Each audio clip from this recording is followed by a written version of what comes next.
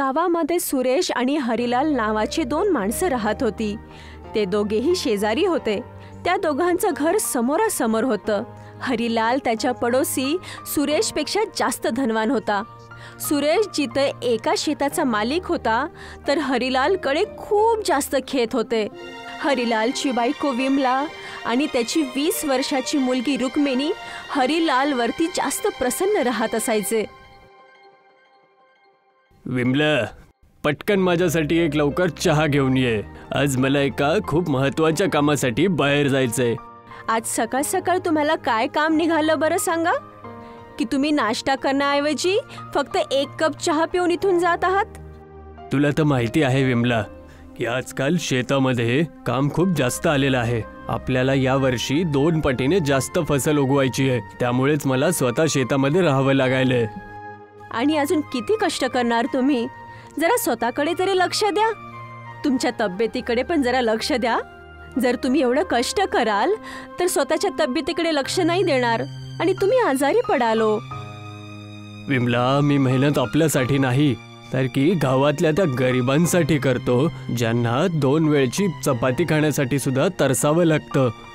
मला माहित आहे हो की तुम्ही तुमच्या कमवलेल्या पैशाचा खूप सगळा हिस्सा गरिबांमध्ये वाटत असता.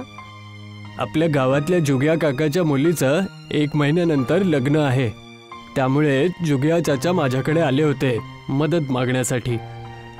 भले तुम्ही कधी कोणाची मदत करण्यापासून थांबवलं आहे का? हेच तुझ्या प्रश्नाचं उत्तर आहे. जर मी मेहनत नाही करणार तर मी दुसऱ्यांची मदत कशी करू शकेल? एवढं बोलून हरिलाल त्याच्या घरामधून निघून गेला. कसे आहात जुग्या चाचा? सगळं एकदम कुशल मंगल तर आहे. ईश्वराची कृपा आहे हरिलाल. मला वाटत आहे सरपंचांसोबतच आपल्या मुलीच्या विवाहाबद्दलच बोलत असताल. हरिलालचं बोलणं ऐकून जुगिया चाचा खूप जास्त सकमकले. तुम्ही एकदम बरोबर बोललात हरिलाल. जुगिया चाचा सांगत होते की यावेळी त्यांची हालत खूप जास्त खराब चालू आहे. त्यांच्या मुलीचं लग्न डोक्यावरती आहे. त्यांना काही मदतीची जरूरत आहे आणि गावातल्या सरपंचाच्या नाते माझं हे कर्तव्य आहे की मी यांची मदत करू. तुम्ही जुया चाचाची मदत कशी करणार सरपंचजी? सरळ सरळ गोष्ट आहे. गावातला प्रत्येक व्यक्ती जर जुग्या चाचाला थोडं मदत करेल तर त्यांच्या मुलीचं लग्न एकदम चांगल्या प्रकारे संपून जाईल. त्याची काही गरज नाहीये सरपंच काका. मी जुग्या चाचांच्या मुलीच्या लग्नासाठी 5 लाख रुपयांचं दान देण्यासाठी तयार आहे. हरिलालचं बोलणं ऐकून मुखियाच्या डोळ्यामध्ये हरिलालच्या प्रति प्रशंसाचे भाव येऊ लागले. मला तुझ्याकडनं हीच अपेक्षा होती हरिलाल. तुझ्यापेक्षा मोठा दानी मी माझ्या आयुष्यात नाही बघितला. भला एवढ्या पैशांची मदत कोण कोणाची करतं? खरं तर मी जुग्या चाचाला तुमच्या बाजूला बघून धक्का बसला होता, कारण मी यांना एक वचन दिलं होतं की मी यांच्या मुलीच्या लग्नामध्ये यांची मदत जरूर करेल. मला क्षमा कर बेटा, पण मला ही अपेक्षा नव्हती तू मला एवढं दान द्यायला तयार होऊन जाशील. हरिलाल आणि जुग्या चाचा तिथून निघून गेले. मुखिया आता चालला होता. तेवढ्यात गावाचाच एक व्यक्ती सीताराम मुखियाकडे आला आणि म्हणाला, काय हालचाल आहे सरपंचजी? माझी हालचाल तर ठीकच आहे सीताराम, पण तू इतक्या लवकरात कुठून येतोयस? आता तुम्हाला काय सांगू, माझ्या पत्नीच्या पायाच्या इलाजामध्ये माझे खूप पैसे खर्च झालेत. त्याच्यानंतर सुद्धा तिचा पाय ठीकच नाही झाला. डॉक्टरने तिच्या पायाचं ऑपरेशन सांगितलंय. त्यामुळेच मी मदतीसाठी हरिलालकडे जाणार होतो. या गावामध्ये हरिलालच असा आहे जो डोळे बंद करून मदत करतो. माझा विचार आहे की तू हरिलालकडे नाही तर त्याचा शेजारी सुरेशकडे चालला जा. बघण्यासाठी तो एक चांगला माणूस वाटत आहे. तो तुझी मदत जरूर करेल. पण तुम्ही मला हरिलालकडे जाण्यापासून का थांबवत आहात? थांबवत नाहीये सीताराम. गोष्ट खरं तर अशी आहे की हरिलालने जुग्या चाचाच्या मुलीच्या विवाहामध्ये 5 लाख रुपये दान देण्याचा ऐलान केलेला आहे. आता त्या बिचाऱ्यावरती एवढं ओझं पण नका टाकू रे बाबा. ही गोष्ट तर बरोबर बोलत आहात तुम्ही. एवढं बोलून सीताराम सुरेशच्या घरी गेला. सुरेश त्याची बायको सोबत बसून काही बोलत होता. सीतारामजी, कसे आहात तुम्ही? सगळं ठीक तर आहे? तुमच्या चेहऱ्यावरती एवढी चिंता कस काय दिसत आहे? आता मी काय सांगू सुरेश, आता मी काही मदत मागण्यासाठी हरिलालकडे चाललो होतो, पण रस्त्यामध्ये सरपंचजींनी सांगितलं की हरिलालने आधीच 5 लाख रुपये जुग्या चाचाच्या मुलीच्या लग्नात दिलेले आहेत. त्यांनी मला सांगितलं की तू माझी मदत जरूर करशील. हो हो, का नाही, काय समस्या आहे सांगा. तुला तर माहितीच आहे की माझ्या पत्नीच्या पायाच्या इलाजामध्ये किती पैसा खर्च होत चाललाय. मी रस्त्यावर आलेलो आहे. डॉक्टरनी माझ्या पत्नीच्या पायाचं ऑपरेशन सांगितलेलं आहे. त्याच्यासाठी मला 10,000 रुपयांची खूपच जास्त गरज आहे.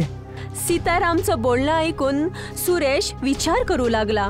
तो त्याच्या बायकोकडे बघू लागला. तुमच्याकडे जे होईल तुम्ही तेवढी मदत करा. गरजेचं नाहीये की तुम्ही हरिलाल प्रमाणे धनदान देऊ शकाल. सुरेशने 1,000 रुपये काढले आणि सीतारामकडे दिले. क्षमा करा सीतारामजी, मी फक्त एवढीच मदत करू शकतो. फक्त 1,000 रुपये? सीताजी, मी हरिलाल सारखा श्रीमंत माणूस नाहीये. हे खरं आहे की मी एवढा गरीब पण नाहीये, पण मला सुद्धा माझा परिवार चालवायचा असतो. माझी मुलगी सुद्धा शाळेमध्ये, मला तिच्या शाळेची फीस जमा करायची असते. आणि तसंही माणसाच्या आयुष्यामध्ये त्याचे निजी खर्च पण खूप असतात. यापेक्षा जास्त मी तुमची मदत नाही करू शकत. सीताराम त्याचं तोंड पाडून तिथून निघून गेला. रस्त्यामध्ये त्याला गावातला मुखिया भेटला. अरे काय गोष्ट आहे सीताराम, तुझा चेहरा का उतरलेला आहे? आता तुम्हाला काय सांगू मुखियाजी, तुमच्या म्हणण्यानुसार मी सुरेशकडे गेलो तर होतो. मला सुद्धा तुमच्यासारखंच वाटलं होतं की सुरेश माझी खूप मदत करेल, पण त्याने तर मला फक्त हे 1,000 रुपये दिलेत फक्त. मला तर या सुरेशवरती दया येते. एक ह्याचा शेजारी हरिलाल आहे जो दान करण्याच्या आधी बिलकुल विचार नाही करत, आणि एक हा आहे त्याचा शेजारी सुरेश. अशा लोकांकडे धन बिलकुल नाही वाढवू शकत. तू हरिलालकडेच जा. जिथे तो 5 लाख रुपयाचं दान देऊ शकतो तिथे तो तुझी थोडे बहुत पैशानं मदत नाही करू शकत. इकडे सुरेशची बायको सुरेशला म्हणाली, काल शहरामधून काही अनाथालयवाले आले होते. म्हणत होते की हरिलालने अनाथालयवाल्यांना 10 लाखाचा चेक दिलेला आहे. तू किती रुपयांची पावती कापलीस? तुम्ही जे मला 500 देऊन गेला होता, मी त्याच 500 रुपयाची पावती फाडली आहे. तर अनाथालयवाले काय म्हणाले? ते काय सांगणार, छोटंसं तोंड करून निघून गेले. तोंडावर तर काहीच नाहीत म्हणाले, पण मला पूर्ण विश्वास आहे की माझ्या मागे नक्कीच काहीतरी वाईट भलं बोलून गेले असणार. आजकालच्या माणसांना माहितीने काय झालंय. त्यांना कळायला पाहिजे कुठलाही व्यक्ती आपल्या क्षमतेच्या वरती कशी मदत करू शकेल. मी मुश्किलीने तेवढंच कमवू शकतो जेवढ्याने आपल्या घरातला खर्च चालू शकेल. त्यातून सुद्धा मी काहीतरी वाचून काही दान करायला लागतो. राहिली गोष्ट हरिलालची, तर त्याच्याकडे एक शेत नाही तर खूप सारे शेत आहेत. अरे तो रोजच्या हिशोबाने जरी लाखोने दान करेल ना तरी त्याला काही फरक नाही पडणार. आणि तसंही हरिलाल जे पण काही दान करतो ना ते दिखाव्यासाठी करतो. मला तुम्हाला काय म्हणायचं मी नाही हरिलालला खूप समजलं. आधीपासून जाणतो. दान करण्याचा त्याचा उद्देश चांगल्या भावाने नसतो, ताकी फक्त आपला फायदा आणि आपल्या प्रशंसेसाठी करत असतो. अशा दानाचा ईश्वराच्या नजरेमध्ये काही मोल नसतं. त्यानेच फक्त गाववाल्याच्या नजरेमध्ये चांगलेपणाचा मुखवटा घालून ठेवलाय, पण आतून तो बिलकुल चांगला माणूस नाहीये. असंही काहीच महिने निघून गेले. हरिलालचं नाव लांब लांबपर्यंत प्रसिद्ध होऊ लागलं. एवढंच नाही तर त्याचे दान करण्याची चर्चा वृत्तपत्रामध्येही छापू लागले. आणि खरं तर हे होतं की हरिलाल जेवढं काही दान करायचा तो फक्त दिखाव्यासाठी करायचा, कारण लोक त्याची प्रशंसा करू लागतील. आणि बिचारा सुरेश त्याच्या मेहनतीच्या कमाईने जोडलेली रकमेतून जेवढं होत असेल तेवढं दान करत असायचा. तरीही लोक सुरेशला बुरा भला बोलत असत आणि हरिलालचं गुणगान करणं अजिबात थकत नसायचे.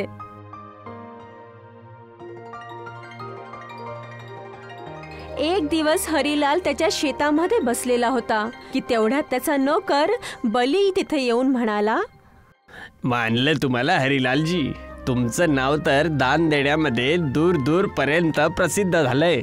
अजून तुमचे दान देण्याची खबर न्यूजपेपर आणि TV मध्ये पण येते. मला तर हेच तर पाहिजे होतं बल्ली. मला तुमच्या गोष्टीचं म्हणणं नाही समजलं. मूर्ख व्यक्ती, तुला काय वाटतं मी हे दान कोणाला पण देतो, हे काय मनापासून देतो. अरे माझं बस चाललं तर मी ह्या भिकाऱ्यांना एक फुटी कवडी सुद्धा देणार नाही. पण दान देणं ही माझी मजबुरी आहे. पण मी आता या माझ्या मजबुरीला माझा फायदा बनवून घेतलंय. मी एक पक्का व्यापारी आहे. हे तुम्ही कसल्या गोष्टी करत आहात मालक? मला तर तुमची कुठलीच गोष्ट समजतच नाहीये. मूर्ख बल्ली, मला माझ्या शेतामधून एका वर्षात एवढी आमदनी होते जेवढी की शहरामध्ये व्यापार करणाऱ्या मोठ्या मोठ्या बिझनेस टायकूनला सुद्धा नसते. पण त्याच्याशिवाय सुद्धा आजपर्यंत माझ्या दरवाजावरती इन्कम टॅक्सची रेड नाही पडली, जे की मी आजपर्यंत सरकारला कधी टॅक्स दिलाच नाहीये. हे तर तुम्ही एकदम बरोबर बोलला आहात. याबद्दल तुम्ही कधी विचारच नव्हता केला. मूर्ख माणसा, मी माझ्या कमाईचा एक छोटासा हिस्सा गरिबांना दान करतो. पेपरमध्ये आणि टीव्हीमध्ये मी स्वतःच काही पैसे देऊन स्वतःची ॲडव्हर्टाईज करतो, ताकी माझी इमेज लोकांच्या नजरेमध्ये एकदम चांगली राहायला पाहिजे आणि माझ्या घरी कधीच इन्कम टॅक्सची रेड नाही पडायला पाहिजे. मालक, जर कधी भविष्यामध्ये तुमच्या इथे इन्कम टॅक्सची रेड पडली तर मग तुम्ही काय करणार? कधीच नाही पडणार. आणि जर पडलीच तर हे गाववाले त्या इन्कम टॅक्स वाल्यांचा मारून मारून भरता बनवून टाकतील. बल्लेने त्याच्या शेठचं हे रूप पहिल्यांदाच पाहिलं होतं. त्याची इच्छा असून पण तो त्याच्या शेठला काहीच बोलू नाही शकला. पण त्याच्या नजरेमध्ये हरिलालचं दान देण्याची छबी नव्हती. बल्लीची नजरेमध्ये आता हरिलाल एक कपटी व्यक्ती होता. असंही वेळ निघून चालली होती आणि एक दिवस अचानक हरिलालची मुलगी रुक्मिणीची तब्येत बिघडली. हरिलाल त्याच्या मुलीला त्याच्याच गावामध्ये हॉस्पिटलमध्ये घेऊन गेला, ज्या हॉस्पिटलमध्ये बनवण्यासाठी त्याने खूप दान दिलं होतं, पण फक्त दिखाव्यासाठी. डॉक्टर, माझ्या मुलीला बरं करा. ही अचानक उभ्या उभ्याच बेशुद्ध पडली. चिंता नका करू हरिलालजी. तुमच्या उपकारांना या गावामध्ये कोण नाही जाणत. हे आज हे हॉस्पिटल तुमच्यामुळेच बनून तर तयार झालंय. मी हिला वाचवायचा पूर्ण प्रयत्न करतो. एवढं बोलून डॉक्टर रुक्मिणीच्या काही टेस्ट करू लागला. टेस्ट रिपोर्ट बघितल्यानंतर डॉक्टरच्या चेहऱ्यावरती गंभीरता येऊ लागली. काय झालं डॉक्टर साहेब? सगळं ठीक तर आहे ना? हरिलालजी, तुमच्या मुलीला इन्फेक्शन झालेलं आहे. ते इन्फेक्शन तर नीट होऊन जाईल, पण त्याच्यानंतर तिला ब्लड चढवायची आवश्यकता पडेल. पण तुमच्या मुलीचं ब्लड ग्रुप सगळ्या लोकांपेक्षा वेगळा आहे. तुम्ही चिंता नका करू. मी पैसा पाड्यासारखा वाहील. तुम्ही कशाही प्रकारे माझ्या मुलीच्या ब्लड ग्रुपचं ब्लड मागवा. हरिलालजी, तुमच्या मुलीचं जे ब्लड ग्रुप आहे हे या शहरामध्ये ते कुठेच नाही आहे. मी सगळीकडे फोन फिरवून बघितलं आहे आणि गावातल्या सगळ्या लोकांचे ब्लड ग्रुप माझ्या फाईलमध्ये पडलेले आहेत. गावात पण असा कुठला व्यक्ती नाही आहे ज्याचं ब्लड मी तुमच्या मुलीवरती चढवेल. जर अशी गोष्ट आहे तर तुम्ही माझ्या शरीरातला एक एक कण रक्ताचा काढून माझ्या मुलीवरती चढवा. आय एम सॉरी, पण असं नाही होऊ शकत. गावामध्ये एक व्यक्ती असा आहे जो आजपर्यंत कधी आजारी नाही पडला आणि नाही कधी हॉस्पिटलमध्ये आला आहे. त्या व्यक्तीचा ब्लड ग्रुप तुमच्या मुलीसोबत मॅच होऊ शकतो. मला सांगा, कोण आहे तो व्यक्ती? सुरेश. हरिलाल पळत पळत सुरेशच्या जवळ गेला. हरिलालला घाबरलेलं पाहून सुरेश हरिलालला म्हणाला, काय झालं हरिलालजी? तुम्ही एवढे घाबरलेले का आहात? हरिलाल रडत रडत सुरेशला सांगू लागला, मी तुमच्याबद्दल सगळं काही जाणतो हरिलालजी. मला हे सुद्धा माहिती आहे की तुम्ही जे पण दान गाववाल्यांना देतात ते कोणत्या नियतीने देतात तुम्ही. पण तुम्ही घाबरू नकात. मी तुमच्यासारखा नाहीये. जर माझा ब्लड ग्रुप तुमच्या मुलीसोबत मॅच होतो तर मी माझ्या शरीरातला कण रक्ताचा तुमच्या मुलीसाठी दान करेल. एवढं बोलून सुरेश हरिलाल सोबत डॉक्टरकडे चालत चालत गेला.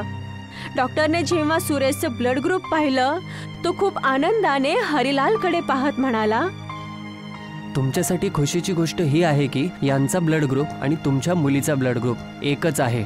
पण आपण 2 बॉटलपेक्षा जास्त रक्त नाही काढू शकत, जे की आपल्या मुलीला 3 बॉटलच्या रक्ताची आवश्यकता आहे. काही गोष्ट नाही डॉक्टर साहेब, तुम्ही माझ्या शरीरामधून 3 बॉटल रक्त काढून घ्या.